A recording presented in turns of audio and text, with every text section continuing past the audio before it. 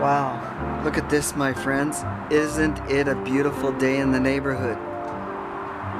It's a beautiful Wow, day in this neighborhood. It's a wow, beautiful day for a wow. neighbor. Wouldn't you like to be my neighbor?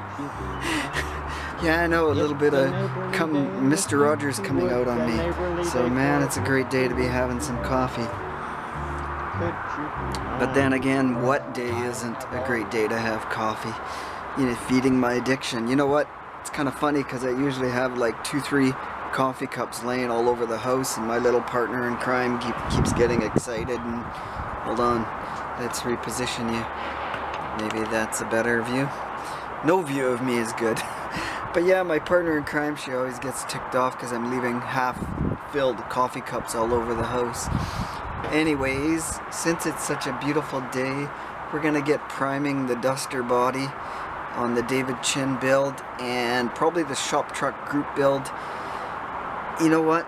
We're not gonna have many days like this. It's October now, so we're running out of time before rainy season and cold season, so I gotta get all my bodies primed, painted, and prepped and all of that. So I think that's the trick. Now I did put a small spotch of glazing spot putty over top of the spoiler holes, and this side you can see I sanded off already, and that was after the glue backing dried, so that worked out very perfect. Now I will shoot just a hair of primer over that, and I also got to sand the front and see how that turns out. But so far, looking good.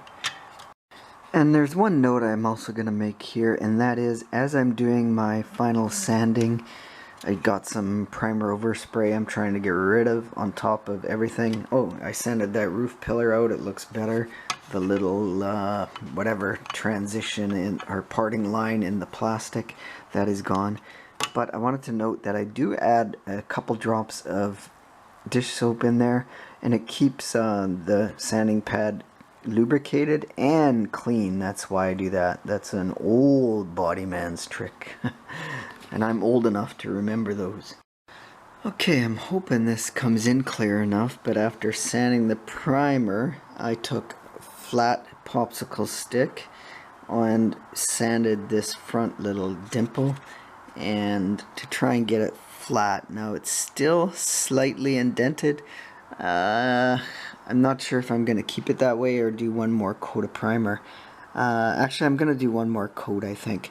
But I'm going to tape off the front marker light because I don't want to lose that detail. So I'm going to tape that off. The other transition went well. That is no problem. But this one, see, you can see the high and low on there. I think. I hope it comes in. Yeah, it does. So you can see where I filled it in right there, and then flat sanded it again. So that is enough fill for that area. So after a coat of primer, everything should work out pretty good, I think. Actually, I changed what I said on that front dimple. I changed my mind because you know what? When I was working at the Ford dealership way back in the late 80s, we had a Ford Mustang GT come in, and all the bottom rocker panel, this area here, it had came in unpainted, so you could see the primer on the body.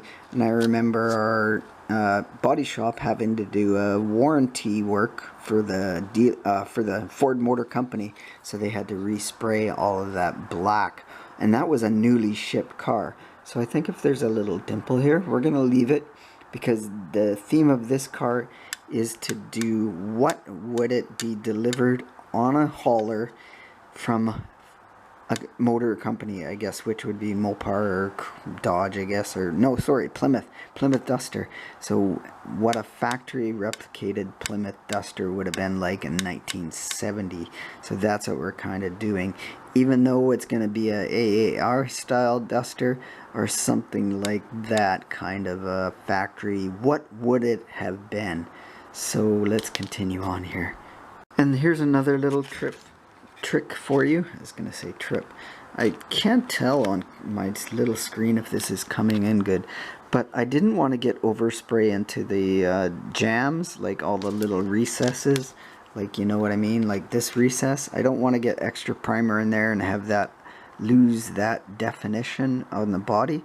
So what I did was I masked things out in green tape, and I pulled the masking back. Now the theory on that, you don't want a line there, right?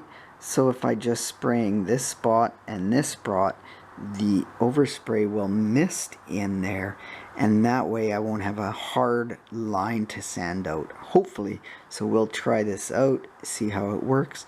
Now this was another body shop trick we used to use back in the day, but we would use wide tape because, you know, a real car is bigger, and just pull the big wide tape, like 4-inch wide tape, and then whatever overspray would draft in there, and it'd give us an easier sand out job. So I just want to fill those, let that dry, I'll sand that, and then the whole body will get one coat of primer.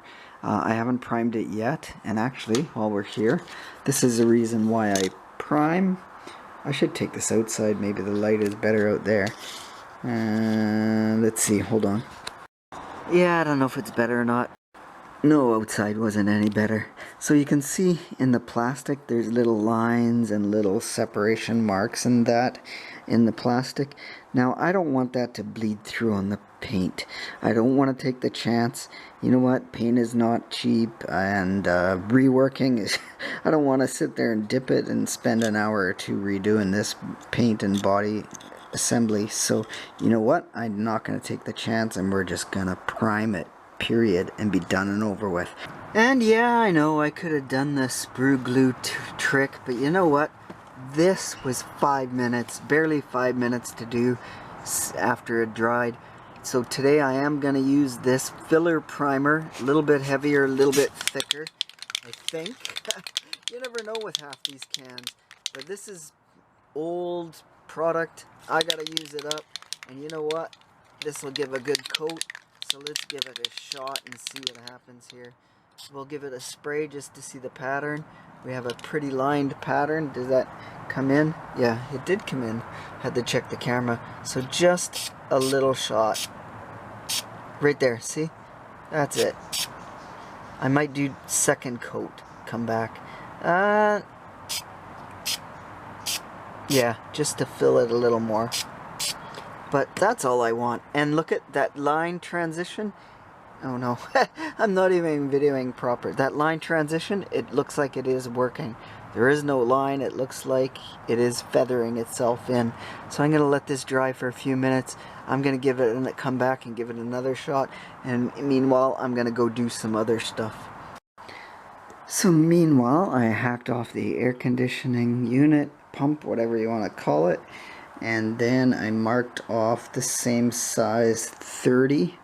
0.030 was the size of the belt, and I took this little sheet and I put it up against the stopper, and see, I'm just slowly taking a knife and slitting it, so then I will have a little piece of belt left. I guess I could use a rubber band, make a real one, but that takes too much time. This works just as well. And this is what I managed to cut out, see? I think it's more difficult to video this part than it is to cut this out. So yeah, we're just gonna go right there like that. We'll glue that in place, da-da-da-da-da.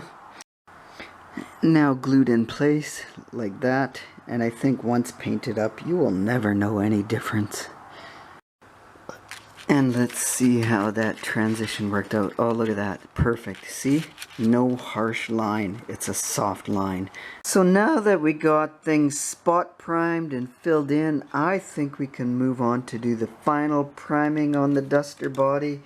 And actually, I think we're going to move on to the Ram Charger shop truck group build next video, because we're way ahead of the game on this. Like I say, I got till the end of the year or Christmas time-ish to finish this, and we're whizzing along on it pretty good. I'm enjoying this. That's why I really having fun with this, and I don't want to put it down once I start working on it. But you know, life, we have other things on the go, right? Including my partner in crime. It's her birthday. I gotta take time to do that thing and get everything ready and presents and whatever else. So I guess now is a good time to end today's video. Fun build, and I think also this weekend I gotta run and get an adapter for my spray gun. I can't use it. I can't hook up an airline to it because I gotta go from small to big. I gotta go from that small to this size. So I'm gonna probably go to Princess Auto, and I don't think they'll have it, but I might as well look, and if not, I will hit up the hobby shop and I'll take you around. And there I go, smacking my lips. Smacking my lips means it's substandard and it's time to end a stub standard video. You're tired, Chuck, go back to bed. And yeah, so cheers my friends. Thanks for watching. Thanks for checking this fun build out. We'll see you next time, and we'll catch you next time. So cheers until then. Keep building on, keep modeling on, stay awesome, all that good stuff I say. Cheers.